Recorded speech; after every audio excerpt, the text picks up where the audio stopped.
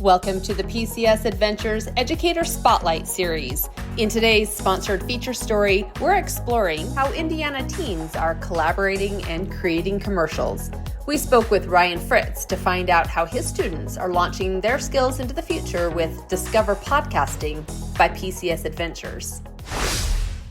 And I am the 7th and 8th grade middle school technology teacher. And I also coach football and robotics. All right, so we are going to be talking about podcasting today, which I'm super excited to hear your experiences using that.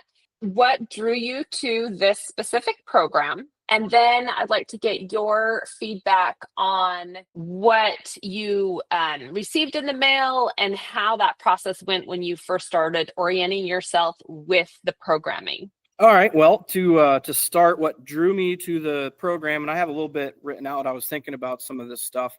The real reason that I jumped into the podcasting, I'll be honest, the school that I work at, we went through a natural disaster. We had a tornado, and I lost pretty much all of the equipment that I was teaching with and using.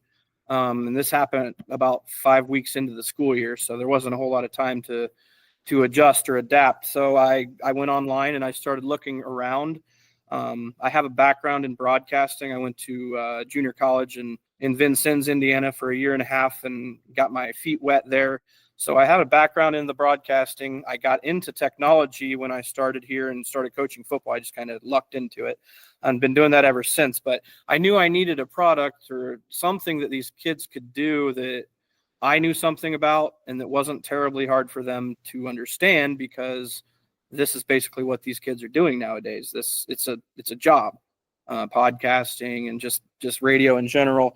It's still important. So I figured it's a technology class. This is technology.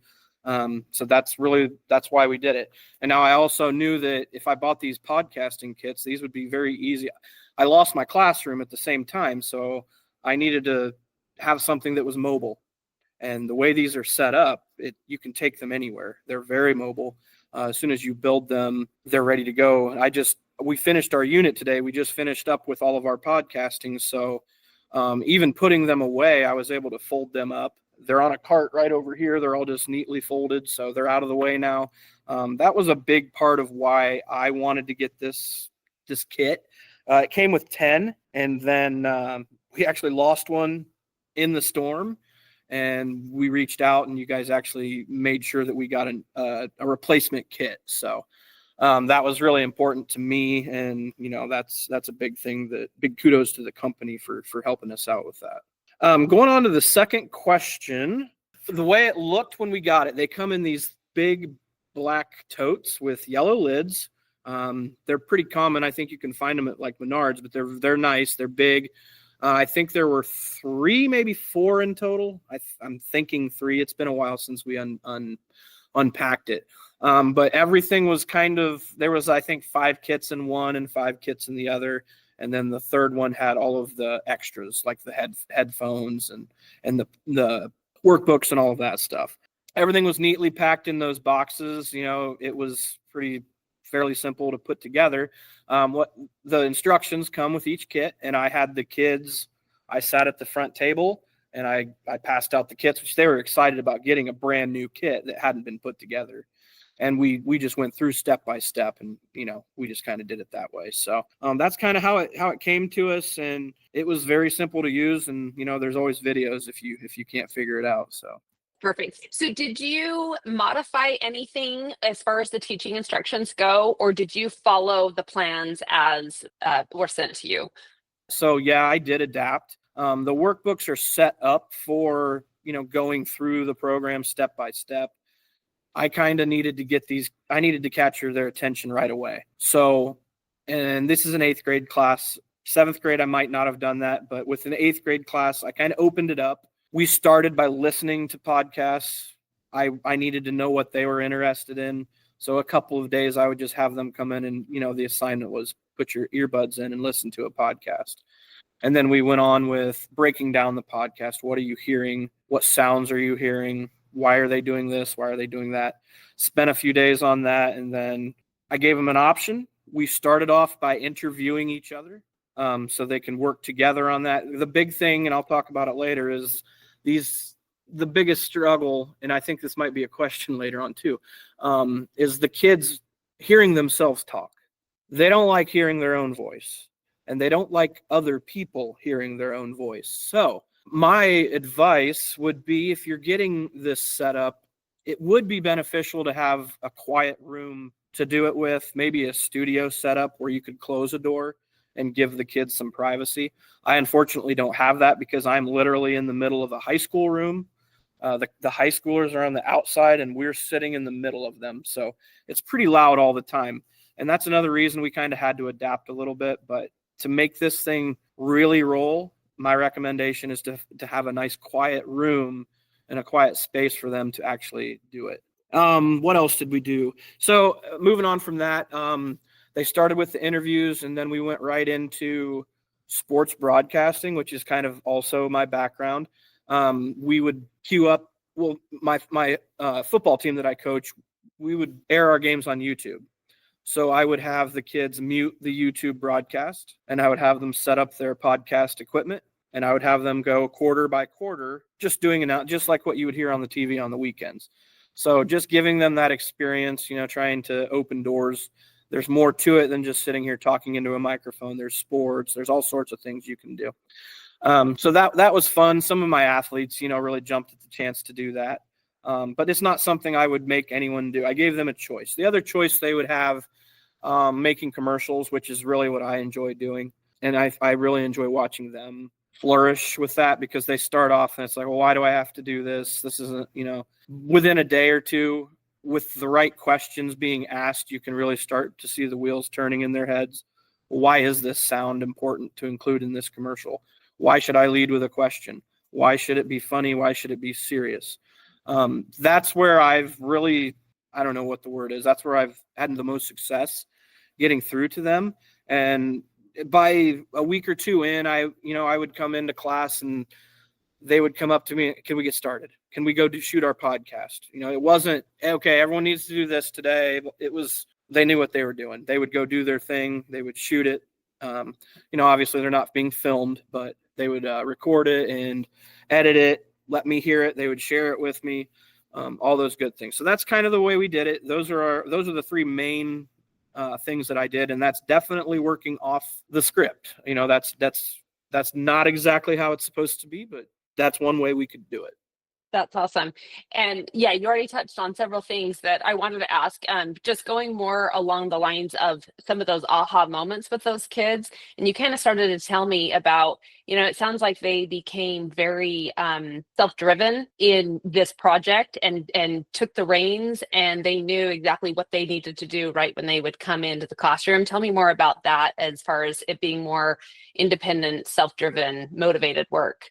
So another thing, I would give them the option to work alone or work with someone. That was always up to them. The way you set I just had it on a rolling cart, so they would come in and, I imagined right off the bat that I would have to push them to get this stuff going. But, like I said, with them being mobile, they could just walk up to it, grab it, get their work done.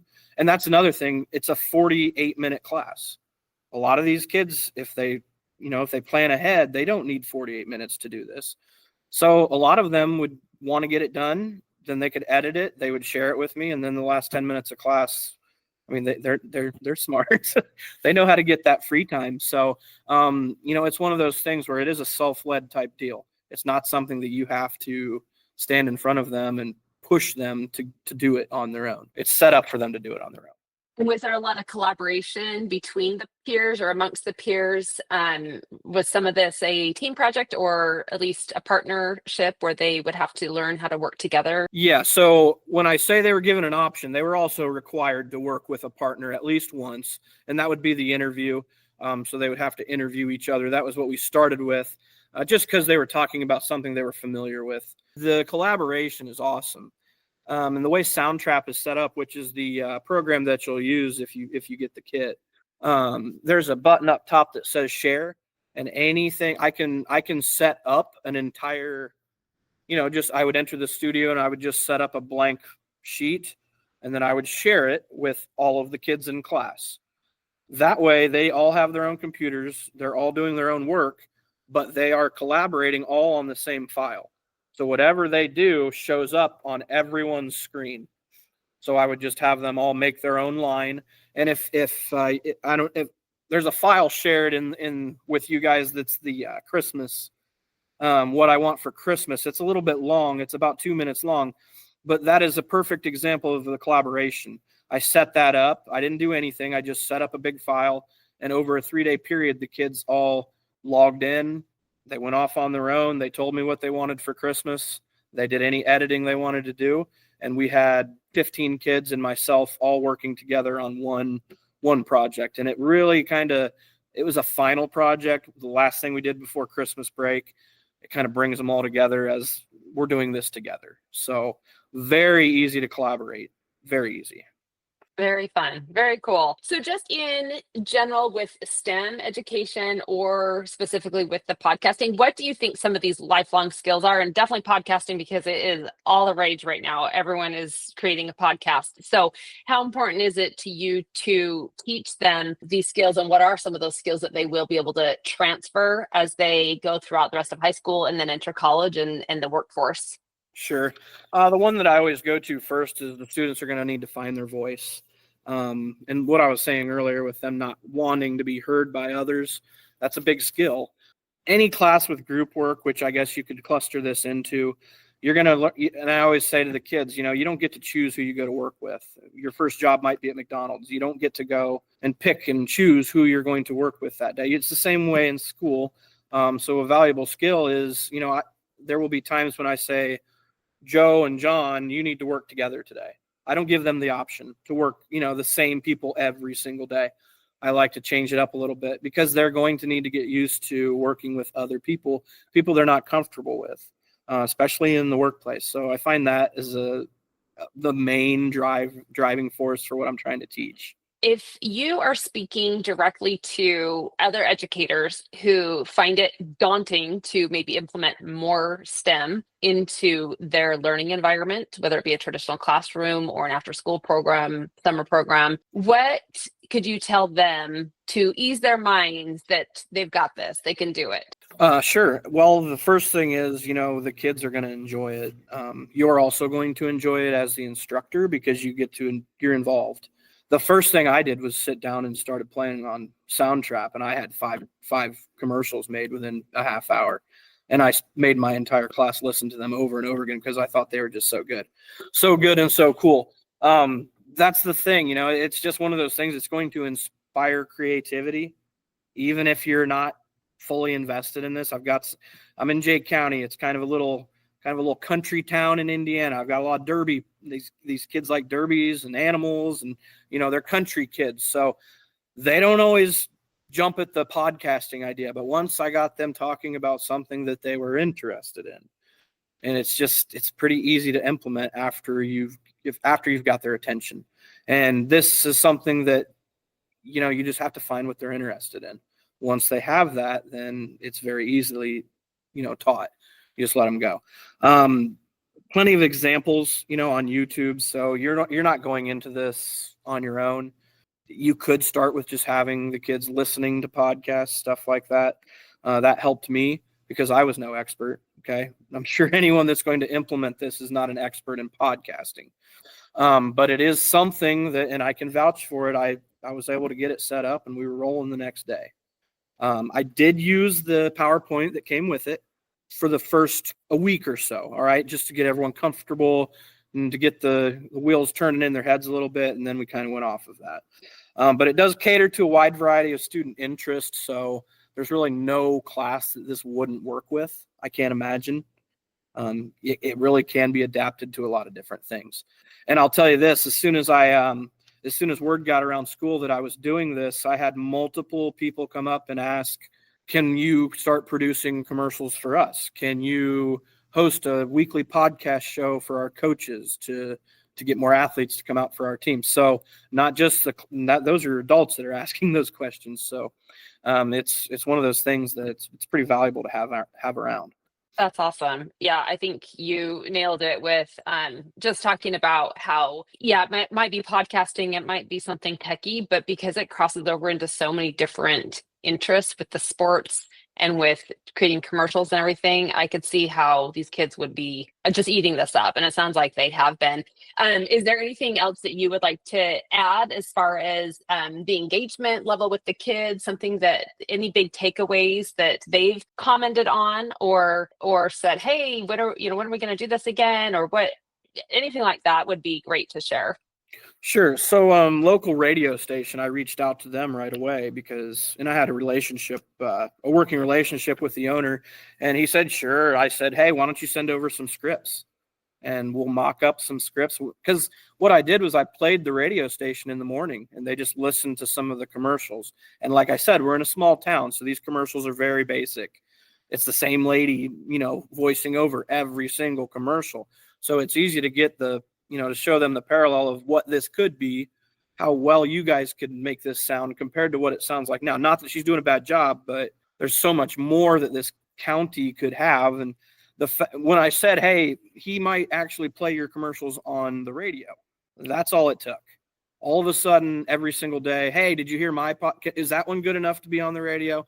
Those are the types of, things that started to happen. They just needed a little bit of incentive, a little bit of kick.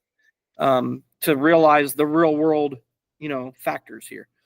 So it is something that and I always mention, guys, you can make some money doing this. You can make some money on the side doing this.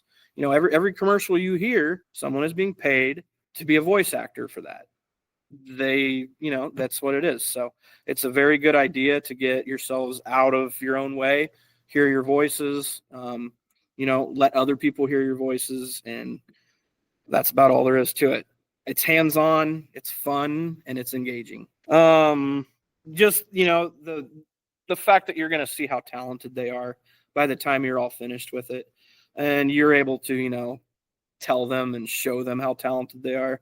At the beginning, they're not going to want to hear these. I've got a great big TV behind me. It's a view board or one of those touchscreen things. By the end of the class, or the 9 weeks, they're begging me to play them out loud. Please play my commercial so everyone can hear it.